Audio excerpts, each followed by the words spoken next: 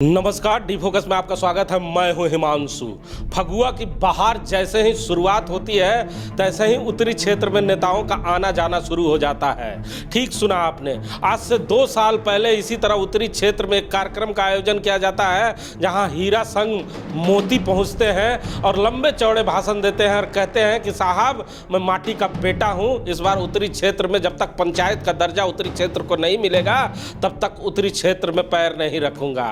लंबे अंतराल के बाद कांग्रेस पार्टी के जो नेता हैं, वर्तमान में जो कांग्रेस पार्टी के अल्पसंख्यक मोर्चा के प्रदेश अध्यक्ष हैं, आज उनका आगमन उत्तरी क्षेत्र में होता है और हमारे साथ बात करने के लिए मंजूर अंसारी साहब हैं।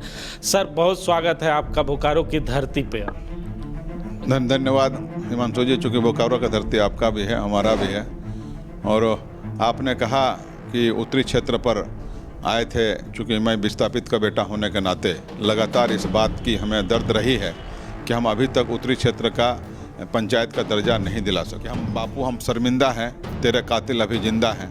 उसी तरह से हम शर्मिंदा हैं कि हम जब भी अपने विस्थापित क्षेत्रों का दौरा करते हैं तो हमें इस बात का झिकझोर करके ये ज़मीर आवाज़ देता है कि जो भी चाहिए, चूँकि क्यों नहीं हम लीडर रहे हों या हमारे आगे के जो भी लीडर रहे हों, खास करके वो लीडर जो जनप्रतिनिधि चुने गए हों, उसके बाद जो हमारा दशा और दिशा है वो काफ़ी निंदनीय है, काफ़ी चिंतनीय है। हम उम्मीद करते हैं।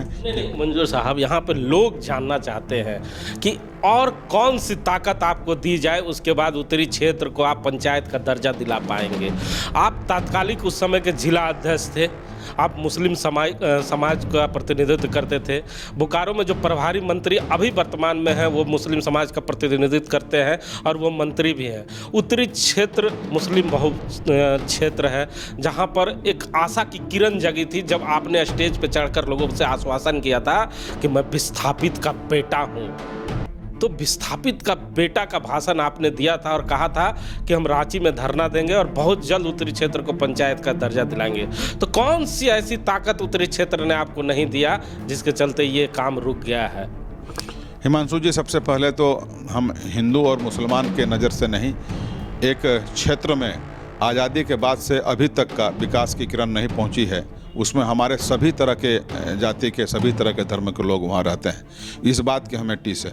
हम आपको इस बात को बताना चाहेंगे। हमें बताने में आपको गौरव हमें महसूस हो रही है कि हमारी जो हेमंत जी की जो गठबंधन की सरकार है, लोकप्रिय सरकार है, और इस तरह के जो भी ज्वलंत मुद्दे रहे हैं हमारे झारखंड में, उसमें से एक मुद्दे ये बोकारो विधानसभा के उत्तरी क्षेत्र का रहा है।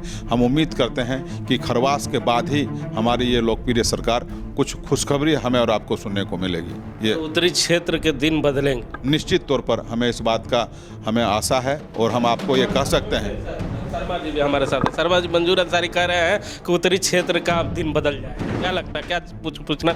जी बिल्कुल, मैं पूछना चाहूँगा, चूँकि आज शहीद शेख भिखारी और टिकैत उमराव सिंह जी का इन्होंने शहादत दिवस वहीं पर मनाया है, तो ये जो हमारे राष्ट्र नायक हैं उनको आज इन्होंने श्रद्धांजलि अर्पित की है, तो क्या सिर्फ एक बार फिर आने वाले फगुआ में ही कुछ हमें सुगबुगाहट देखने को मिलेगी, या सिर्फ टिकैत और जो आपके शहीद शेख भिखारी उनको सिर्फ ये श्रद्धांजलि देने गए हुए थे वहाँ, या कुछ काम होगा सचमुच? निश्चित तौर पर, चूँकि ये जो शहीद शेख भिखारी और टिकैत उमराव जी का जो शहादत हुआ है, ये देश का इतिहास हमें बताता है कि हमारा इतिहास, हमारा गौरवपूर्ण जो इतिहास रहा है वो हिंदू, मुस्लिम, सिख, ईसाई आपस में मिलकर भाई भाई, और हम देश के आज़ादी भी जो हमारे पूर्वज लड़े हैं वो सब मिल करके लड़े हैं। अभी के मौजूदा सरकार ने जिस तरह का आपस का जो भेदभाव डालने का कोशिश किया जा रहा है वो उसका एक जीता जागता उदाहरण है कि टिकैत उमराव जी का हमने शहादत दिवस मनाया, हमने शहीद शेख भिखारी जी का हमने शहादत दिवस मनाया।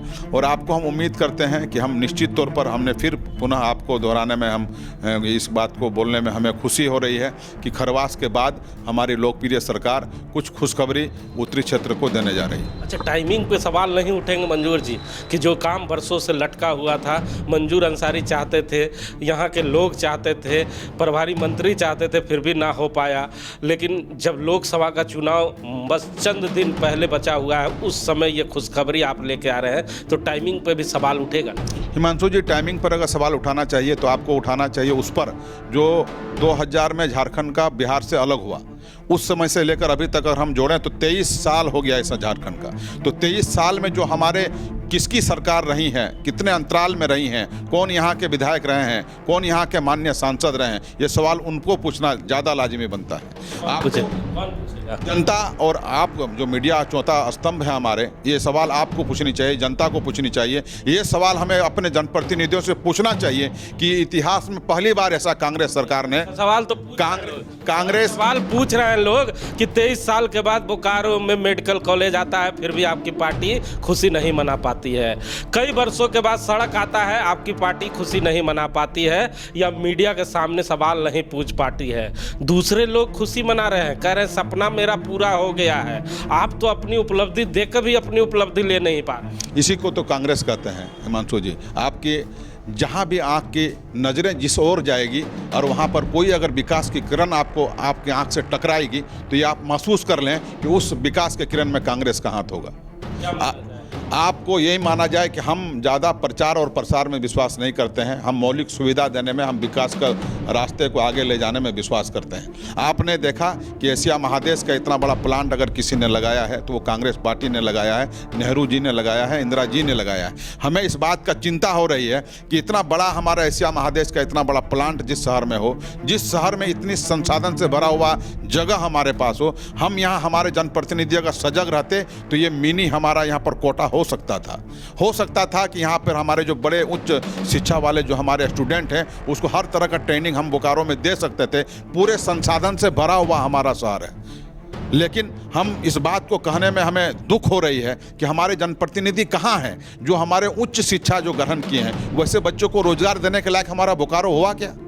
हम 10,000 से नीचे बिलों में हमारे नौकरी करने वाले, जो गुलामी करने वाले एक तरह से कह सकते हैं, वही रोजी रोटी हम दे सकते हैं। जो भी बच्चे अच्छे हायर एजुकेशन लिए हैं, या तो उसको विदेश जाना होगा या किसी महानगर में जाना होगा। हमारे जनप्रतिनिधि को ये चाहिए था कि हम यहाँ मिनी कोटा इसको बनाते, हम यहाँ यूनिवर्सिटी लाते, हम यहाँ मेडिकल कॉलेज लाते, हम इसको पूरे झारखंड में इसको सबसे बेहतर हम जगह स्वर्ग के रूप में हम इसको बना सकते थे बोकारो।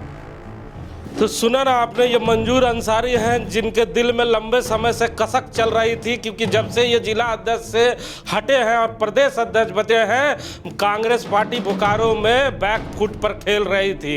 इसीलिए लंबे खामोशी के बाद मंजूर अंसारी ने फ्रंट फुट पर खेलने की तैयारी अब कर ली है। और मंजूर अंसारी के आगमन के साथ ही मंजूर अंसारी ने कई खुशियों का भी इजहार किया है कि खरमास जाने के बाद उत्तरी क्षेत्र को एक बड़ी सौगात कांग्रेस पार्टी देने जा रही है। वहीं मंजूर अंसारी ने दुख भी जाहिर किया है कि हमारी पार्टी, हमारी सरकार जो उपलब्धियां बोकारो स्टील सिटी में दे रही है, उस उपलब्धियों को भी हमारे नेता जनता तक नहीं पहुंचा पा रहे हैं।